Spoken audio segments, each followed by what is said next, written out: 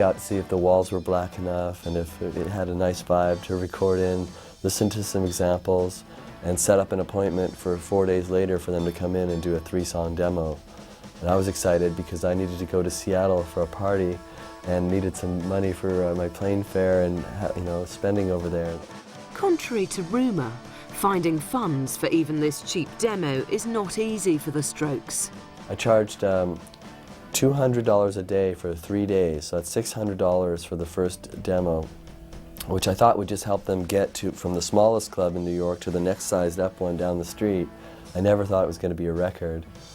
And at the time, they paid me half of the money up front, and they had to wait for a month and a half of gigging to give me the rest of the money. It's the year 2000 in New York. In a basement studio on 2nd and Avenue A, the Modern Age EP is unceremoniously born. I listened carefully to the things that Julian and his other bandmates were saying about what they wanted their music to sound like.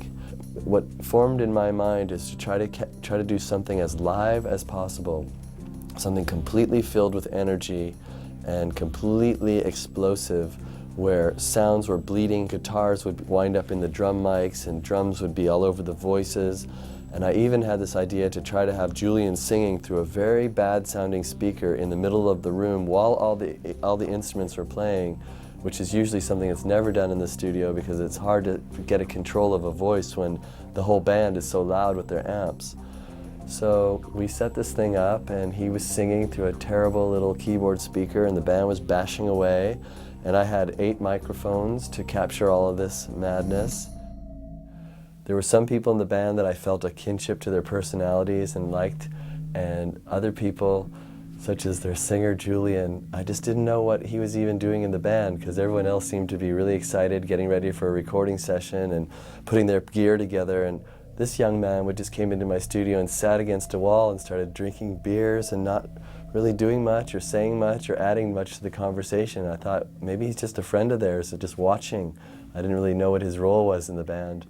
But later in the sessions, I did find out his role, and I got a lot of respect for him.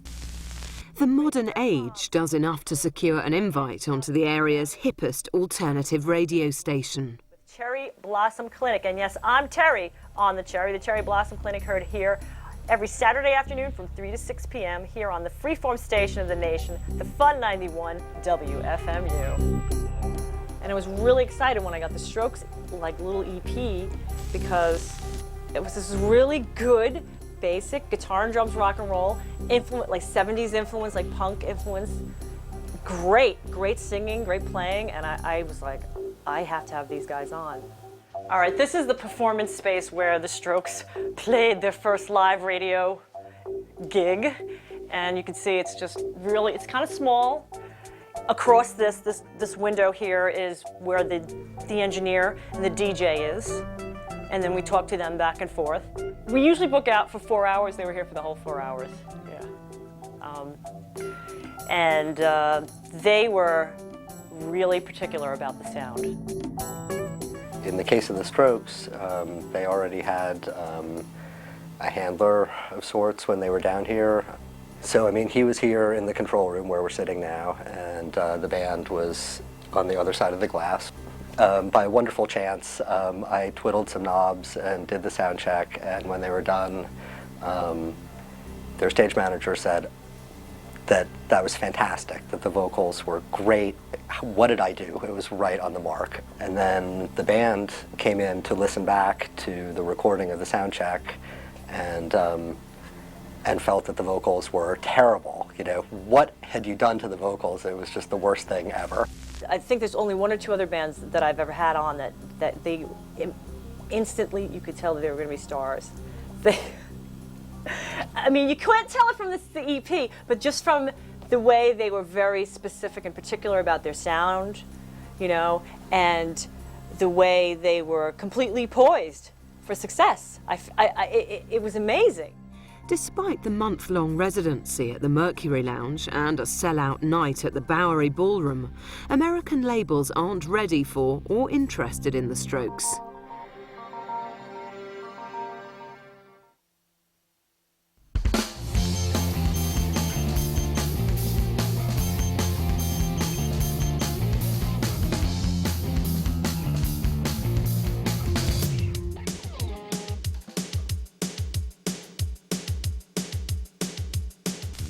I believe that they thought that they could take that tape what they made and try to get some better shows in New York. Like they could, there was that place up the street from the Luna Lounge, the Mercury Lounge, which is where their now incredibly great manager, Ryan Gentles, he was working there as a guy who helped book bands. And then things changed because all I know is I didn't hear from the Strokes for a while, and then I ran into them, or they came to my studio, knocked on the door and said, guess what?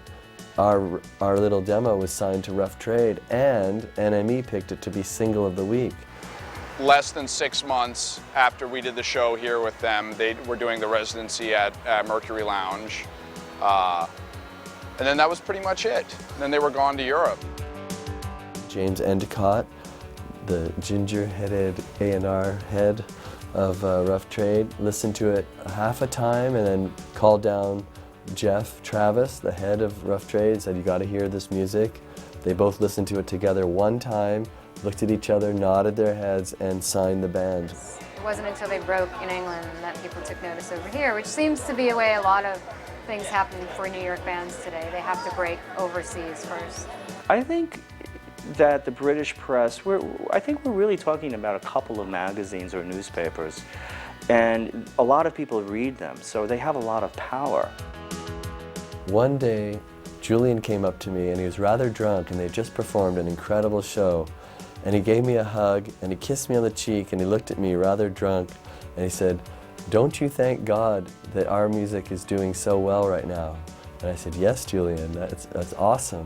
And he said, don't you wish to God you'd signed a contract with us for the first EP that we made?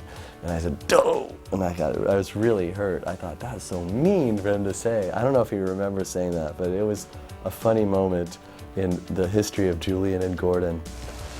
Twice in the space of a week, I had people come up to me and say, have you heard about this new British band, The Strokes? They're like these 4 guys from London. And I was like...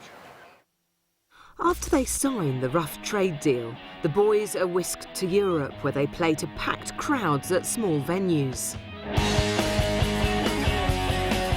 They are described by NME, the UK's main music paper, as a band that will change your life forever, and the most exciting young rock group on earth.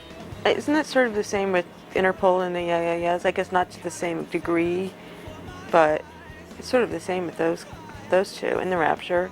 I mean, it seems that all the New York bands are getting bigger press overseas than they are here, and eventually they get the press here. One of my biggest influences musically has always been Jimi Hendrix. He was so ignored and was so poor and hungry in New York City until someone from England took him over here and said, okay, let's find out what this person can do, and then sent him back to America, where he became the greatest entertainer of his generation.